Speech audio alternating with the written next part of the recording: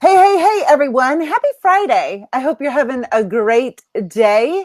I think it's the first Friday of, no, it must be the second Friday in June. And I'm super excited to have Todd Calamita with me today. We are doing Talkin' Money on Fridays, and Todd is one of the coaches of my 56-day chiropractic boot camp. He does a phenomenal job teaching boot campers about, let's see, there's budgeting with buckets. There's debt, which we're going to be talking about debt as it relates to overhead today as well. You can catch a great article that Todd had printed in chiropractic economics. I'll make sure that the link goes down here. Then there's also, well, Todd, I'll let you talk about it. What are the other things that we talk about that you talk about in the boot camp that you have specific trainings for chiropractors? So this isn't like money talk that then you got to figure out how it applies to your practice. This is like straight on talking our language as it relates to money in our practice. Yeah, absolutely. It's so excited to be here with you again. I feel like we've been, talking weekly. So this is I this is know, this awesome. is awesome. And I'm really excited about this topic. I mean, I've been talking to so many chiropractors and just, they're trying to get their finances in good shape, really getting them healthy. And so, the a couple of things we go over in the boot camp, and I think it's week 10 is Yes. the budgeting with buckets, the profit first, which is sort of the budgeting of the buckets is more on the personal side. The profit first is kind of a similar concept, but for your practice itself. Tax planning. I mean, I just see so many times that chiropractors forget about the tax planning or don't set aside the right amount of money for tax planning. So we talk about a little bit about how to do that, some of the pitfalls, some of the really, I love to give examples of what other Yeah. chiropractors have gone through, because most of the time, if one chiropractor has a question, another one does too, and it's usually very, very similar. The debt snowball. I mean, that's a great one because it's unfortunate chiropractors come out of school with just an inordinate amount of debt relative to what their starting income is, whether they're working for someone as an associate or they're starting their own practice. So there's a lot of strategies of how you can get those paid down a little bit quicker, once you get moving with your practice and get the practice underway. Multiple income streams. I know that's it's a favorite. We had a really good chat on that one on one of Yeah. the webinars, and Yeah. I think there's so much we can get into, but I think I don't use the word multiple income streams. To me it's kind of a myth. I mean, you have different product lines, you have different services, and you have to look at them that way, because sometimes multiple income streams, they it's a little deceiving, because I think a lot of chiropractors think, oh, it's a multiple income stream. Who wouldn't want to have that, right?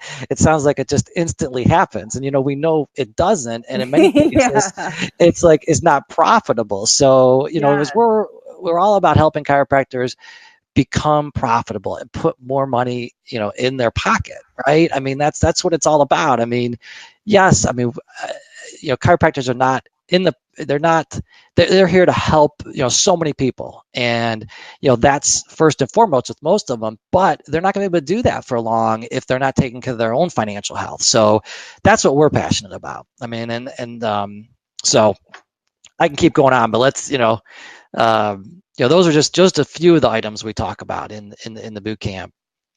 Well, and then I love too that you talk about retirement and planning your estate. That's typically, those aren't things that we're thinking about as we grow our, like as we open a practice and as we grow a practice, and then all of a sudden it's like, what do I do now, kind of thing. So I love that you give practical guidelines and steps to boot campers concerning like their future. So thank Yeah. you so much. You bring up a really great point about profitability. I had a call with a doctor a couple of weeks ago, and she said something that really grabbed my heart. She said, Dr. Barb, I just thought helping people would be easier. Like, Wow.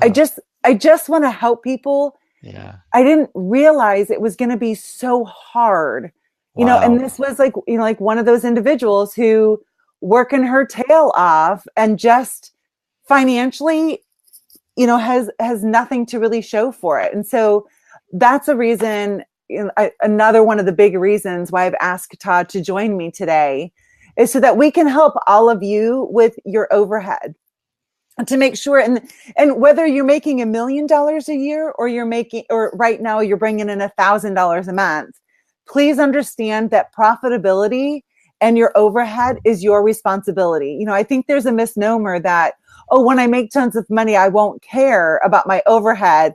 I'm here to tell you that individuals who have a lot of money are watching their pennies and their dimes and their nickels probably way more than those who don't. So know that these strategies that we're going to go through today will apply to your business to get out of, break loose out of that prison, as well develop and serve you to, 7 figures, 8-figure lifestyle, income that you make. So I think I cut you off there for a minute, but I would like to just say this. Please pop in below when you join us. We love to say hi, like Dan McCoy. Dan is also one of the boot camp coaches, and he provides all kinds of help with HIPAA security and privacy, as well as automating your practice and all kinds of technology tips. So he is one of the boot camp coaches as well. So Dan, thanks so much for joining us. But please, when you do join us, pop in, say hello, post below, and we'll do a shout out to you and tell you how much we appreciate you're here. As well, your specific questions about overhead, that's what we're here to discuss, but we can't help you if you don't ask. So please do pop it in below. And there's Dr. Maria. Dr. Maria is one of our illustrious boot campers. So great to have you, Dr. Maria. Hey, Dr. Maria. Doing a great job, single mom of 5, and works her tail off in order to take care of her family. So I had interrupted you. Go ahead and finish your comment. Oh, I don't even remember what I was going to say now, but the one thing that did pop into my mind was you're talking about kind of, every chiropractor is at a different place when it comes to their collections and where they're at, whether it's $1,000 a month or whether they're doing $1 million a year, and this all it does apply to. I mean, it made me think of a chiropractor I'm working with who I think they're at about $1.5 million in collections, and great practice. I mean, really, just doing everything right in a sense of collections, but he's only taking home, I think it's less than 100,000, and so I know it's painful. I mean, I feel that pain when I talk to him, because and I bring that up because sometimes when you're smaller, it's easier to get things in place and get yourself set up to be profitable, because when you do get to whether it's 500,000 or where it's $1.5 million in collections, it's harder to go backwards, because we were talking about this earlier in the week. The two things as far as overhead that I see that are just like the death of, I call it cash flow, because it's all about cash flow, is you're paying too much for your employees, so you have too much employee overhead. And then close second behind that, depending on the size of your practice, is what you're paying in rent. And you could just get buried in those two things. And if you're not putting in your pocket 50%, let's just say whether it's 45 or 55%, somewhere in that range in your pocket. I mean, taking home, you can spend it, you could save it. After you pay all your taxes, that's what you should be putting at home. That's what you should be taking home in your pocket. If you're not, something's out of adjustment in your practice. So, I mean, if you're not taking that home, call me. Let's talk about it. And I can almost guarantee it's one of those two things. I've talked to enough chiropractors. I've worked with enough just business owners in general, that's usually the place to start. And I'll even take it one step further, is chiropractors, their practice and their lives are so intertwined, and especially when it comes to their finances. So on the personal side, what I see the biggest overhead, because it's really overhead for your practice too, is the house and your car. I mean, those are the two biggest payments that you typically have. And unfortunately, you get to a certain level and you think, oh, the next thing is I'm going to get a nice house. I need to get a bigger house, or I need to get a nicer car, right? And but they're not really profitable yet. Uh-oh. Did you lose it? Did I lose you?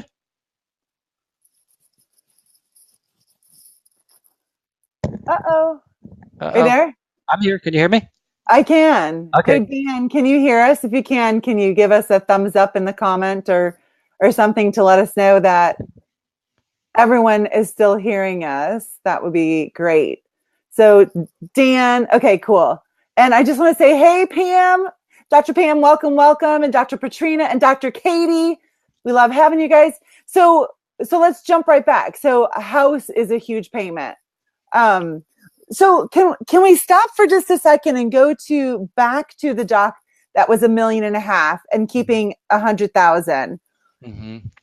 I know that every situation is unique, and that's why you offered to do a consultation with doctors. Which, by the way, get in touch with Todd. It's Todd at ChiroWealthManagement.com. You can reach him, or you can reach him through Facebook. Todd Chiro Wealth. Get in touch with him. So let's go back. Like, what were some of like the big broad strokes that you discovered in his overhead? Because Yeah. you said the top two were rent and employees. So Right. in this case, where this person is like 90% overhead, was it the same thing in that situation? Yeah, it was the same thing primarily in that. And if he would have gotten those two straight early on, it wouldn't have been as much of a burden. But he has a high PI part of his business. So as you Okay. know, receivables can be much longer on PI. I mean, they can go out Yeah. for months, right? So then it becomes an issue of your cash isn't coming in quickly enough to pay this high overhead. So that was sort of a double whammy in a sense because cash wasn't coming in as quickly. But generally, it went back to those two things. Too much in rent. Has a few locations and wasn't maxing out the capacity in those Mm, locations. So again, it comes yeah. back to rent. And we so those are the two for that for that particular one that I could think of. And this goes back to something we were talking about on the webinar earlier in the week. And I loved it when you said there's a chiropractor that you work with that has an 800 square foot office, and I think they were collecting over a Dr. million. I think, Amanda. yeah, Yes. phenomenal. And that's a great example of you don't need a lot of space to actually, especially not to be profitable, but not even to collect at that level. I Yep. mean, the chiropractor that I go to, I think his office is probably 1,000 square feet. I mean, it's him and his wife, and Right. it's very profitable, right? Um, so yeah, if you have that big office, I mean, either downsize it or like we were talking about, get somebody else in there to Good. start renting from them, Yes.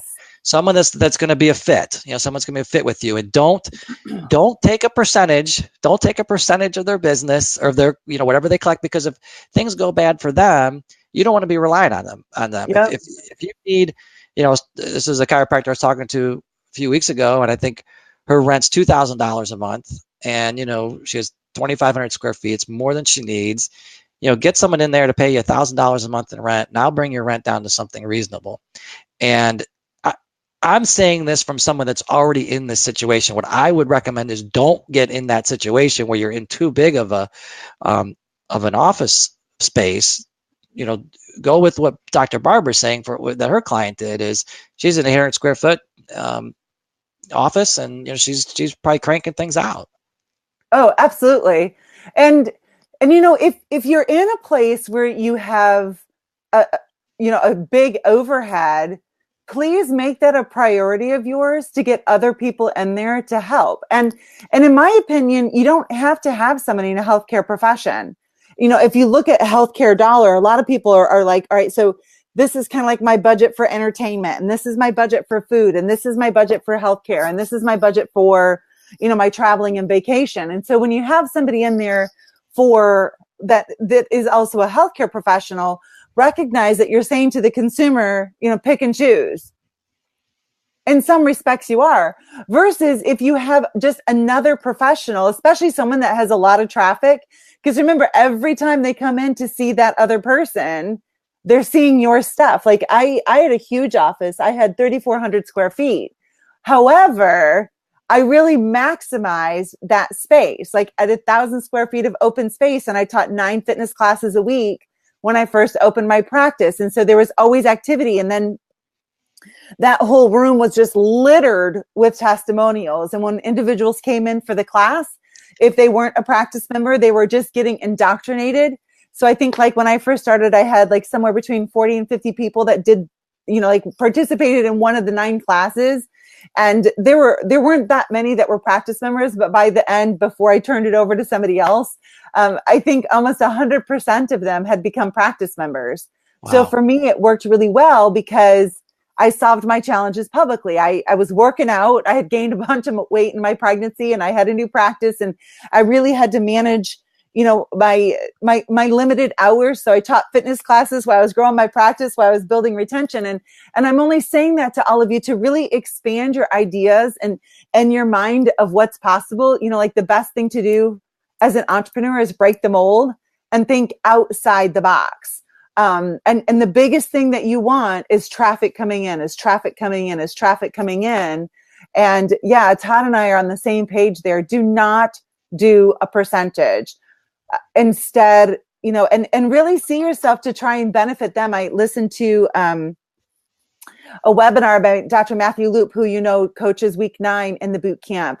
And he was saying, like when you do interviews with individuals, like show them how awesome you are in supporting them. And even on your page, like boost theirs so they get even more traffic so that they see that they will like, hey, I want to be associated with Todd. Hey, I for sure want to be associated with Dr. Michelle because my association with her cranks my business. So, I love that too, because it really defeats that whole competition kind of thing. Like there's more than enough for all of us. And so, and I know maybe that sounds like it defeats this idea of the healthcare pot. In that's an obstacle you have to overcome with an individual before you have a relationship with them. And I just think too that somebody else so remember, like in your dream 100, and your dream 100 are the 100 people that you want to be in community with who are already serving your niche. So those are the list owners, podcasters, bloggers, and social media. So there may be somebody else in your community who owns a list and the people on their list are your exact ideal practice member. That's the kind of person to put in your office. So Todd, let's talk about when it comes to overhead. Mm-hmm. So one of the solutions would be to get somebody in there sharing space with you. What do you think about adding additional chiropractors? Is that a suggestion that you make to somebody who has like this gigantic office? They can't really do too much about their lease, or do you suggest to them like go to your landlord and let's start first with the renegotiation? I think you try to renegotiate first, but bringing another chiropractor in there, I mean, there's pros and cons to that, right? I mean, you have to figure out, okay, is this going to be a chiropractor that's operating entirely separate practice from yours and everything separate other than you're sharing rent, or is it actually an associate of yours? And the associates are great if you can make it a win-win. And so many times I hear that the associate, I think it's more so from the associate side, is they just don't feel like they're being treated fairly by the chiropractor. There's kind of unrealistic expectations on, they're going to bring in, new patients and, I'm going to take a cut of that. But they're, in some cases, they're getting paid next to peanuts. I mean, I think I was talking to, this was a few months back, but I don't know what he was paying him, a couple $1,000 a month or maybe 3,000. And it was like, he wanted miracles worked, with this person. And he couldn't understand why associates kept leaving him. Well, like, why stay, right? Like, why stay? Yeah. So now you've just created this relationship either with your existing patients in some cases, and if you have chiropractors coming and going, it just doesn't reflect well on your practice. And then you're not really building that person up. I mean, if you're bringing in an associate, you want to build them up too. They need to have a life for themselves, make a living, and do well. And ultimately, together, if you can do that, you're helping more people, which is what chiropractic is all about. So it just varies, right? Like if you feel like you can't work well with someone, that just you don't want to have some type of associate person. Your skill isn't managing. Like me, my skill is not really managing people, right? So So, I deliberately don't have a lot of people to manage in my business, right? So I know that about myself. Some people are great managers, great mentors, really, they enjoy the teaching and that aspect of it. And so know what's right for you too. And that can make a difference, right? So if a chiropractor's in there and they're just running space, there's nothing wrong with that. Just make sure it's a good fit for your personality. And Dan said, make sure you check with your state laws. Absolutely. I hope that anything that you do in your practice, you check and make sure that, like these are ideas, but it's your responsibility to then to find out how does that fit within my state statute for sure. Katrina said the newbie gets eaten alive by the vets in the business. Yeah, sometimes I agree. And also sometimes the owner doc is really left with, come on, like get it on. I'm giving you like all of this huge opportunity. And, I often will say to docs that are in an associate position, like, let me ask you something. As you were learning at school, how much were you getting paid? As you were learning while you were a student at school, how much were you getting paid? Nothing, right? Instead, you were like one of these. You were paying out so much money in order to learn. Well, many times an associate position is you're getting paid not much to learn. Learn what you can, whether it's things you like or things you don't like, in order to do better then when you get in your own position. But please know this, all of you, if you sign a contract, you're saying I'm fine with the terms. And please, words of advice from my father, an attorney looking over a contract is always worth the money. An attorney looking over a contract is always worth the money, because I don't know about all of you, but I didn't go to school to be an attorney. And I don't know necessarily how to read like how to really look through a contract with a fine tooth comb. But I do know how I can pay a professional in order to do that, to make sure my interests are protected. So let's talk some more, Todd, about what about the doctor who is like a doctor I talked to a few months ago who is doing great in their practice. They were bringing in almost $50,000 a month, but taking nothing home, hadn't taken a paycheck in like 2 years. And like, number one, my thought was, how are you surviving? Number two, why are you doing it that way? But you and I both run into this situation. So if someone's watching now or watching later and they're in that position, what advice can you give them? Yeah, I think the first thing is, and I see this, I see this a lot, is nobody likes to do what I found is, chiropractors don't necessarily want to do the number side of it, right? But that's part of it. And I think it's interesting. I love what you said earlier, or I should say it rings so true, is that it is hard. They're saying it's harder to help people than I thought it was going to be, or to run my practice. And this is just one of those things that, the finances are so important. And a lot of times I'll see people with their books that are 3-4 months behind. And, unless you know where you're at, like, unless you know where your numbers are, and I'm not just talking about, the chiropractic specific statistics and numbers, right? It's every business is the same. I mean, you have collections or sales, and you have a bottom line profit, and then you have all the expenses in between. Unless you know where that is, on a monthly basis, it's going to be hard to make those adjustments. So that's the first thing, is to really get those things in order. If that's not your area, then you need to bring somebody on that can do it. I mean, so many times I see chiropractor maybe trying to do the books, which I'm an advocate of, because you learn a lot and you really see what's going through your business, what you're spending money on. So I'm an advocate of that, but there gets to be a point where things just, you need to bring somebody else in, because you have too many other things to worry about than doing that on a day-to-day. So you need to get the team around you to take care of those things, so that you can actually figure out where you're at.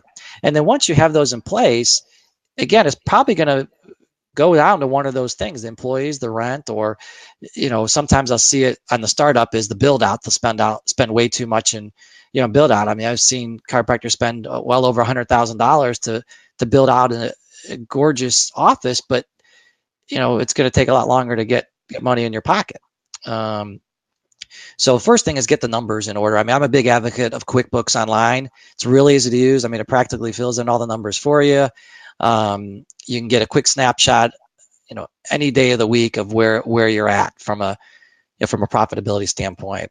And we talked a little bit about this before, is once you have those in place, then you can start to implement some of the profit first strategies, which I know you're interviewing Mike in a couple of weeks, and we've done a segment on that as well. It's a great concept, and we could do a whole Facebook Live just on that. But the bottom line is, it still comes back to getting 50% of what you take in into your pocket. I mean, but unless you know your numbers, it's hard to kind of work backwards. And we might as well start with the truth, because we're always going to end with it.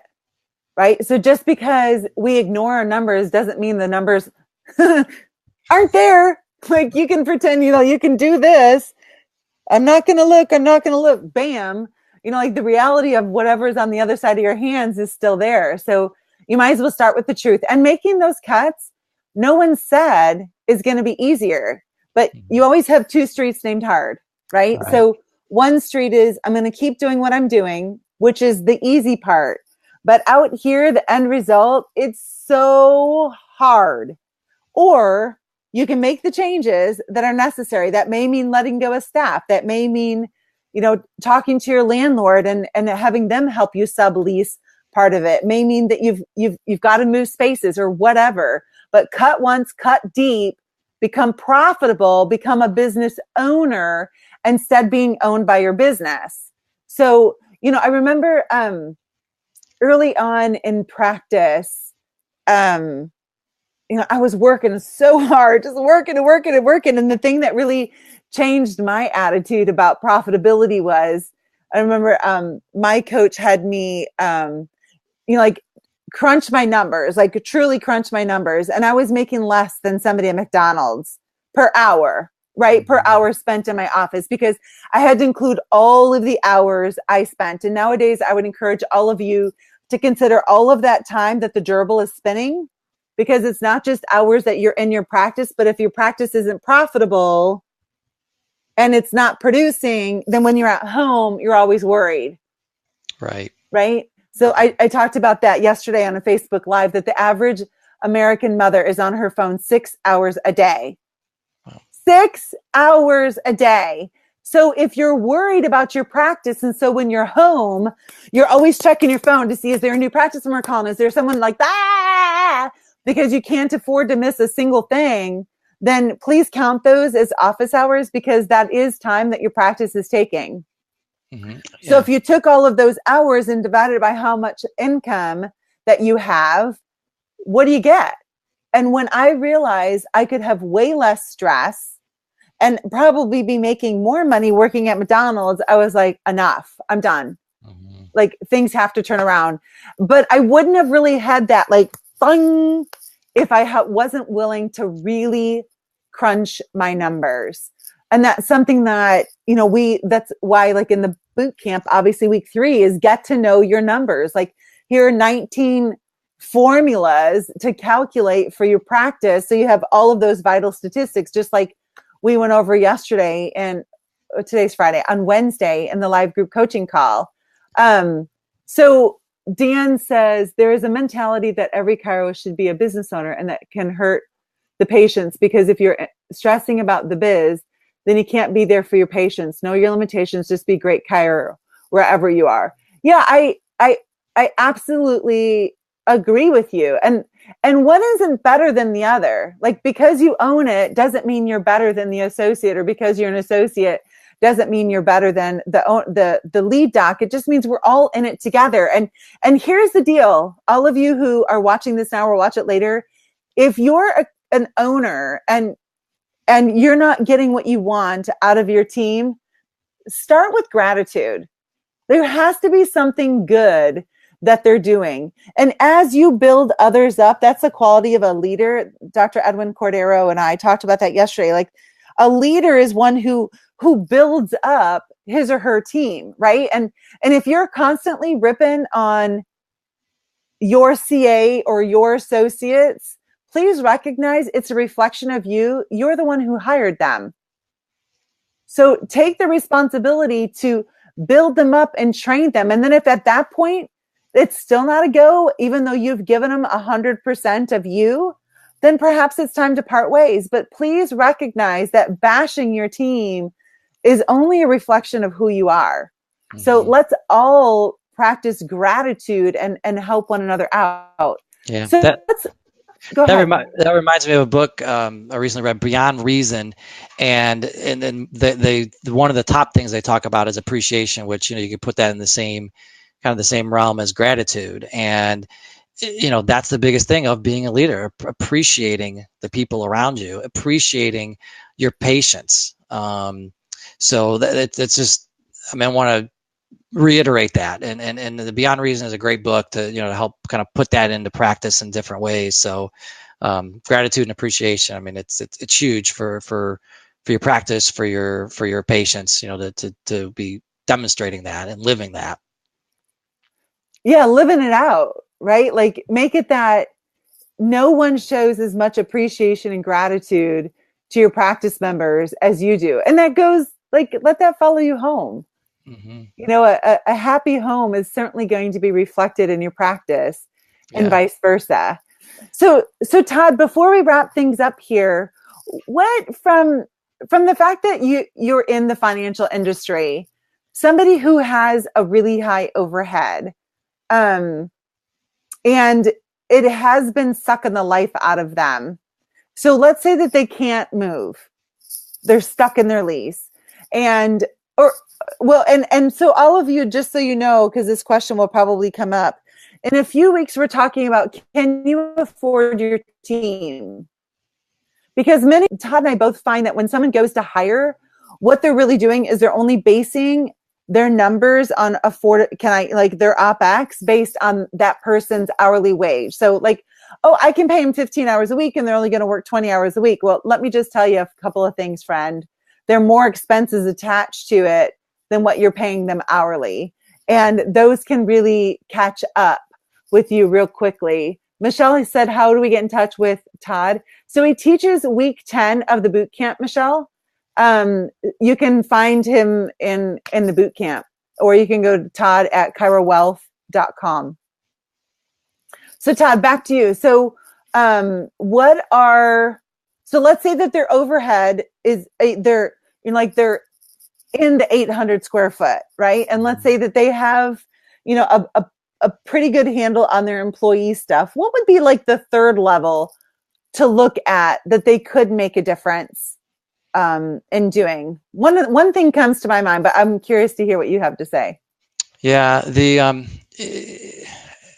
think a couple of things come to mind. One, it's I'm a big believer in continuing education, big believer in in furthering yourself, but see where those dollars are going, right? I know I love all the conferences out there, and I think they're great and you can write them off, but you want to keep track of those types of things as well. Just pick out the ones you want to go to and you do them, but don't get too, don't spend too much there, right? Everything's a balance in life. The other piece is what I found is a lot of people just put things on automatic recurring payments. I did this exercise just a few months back. I went through, looked at everything that was on recurring payment.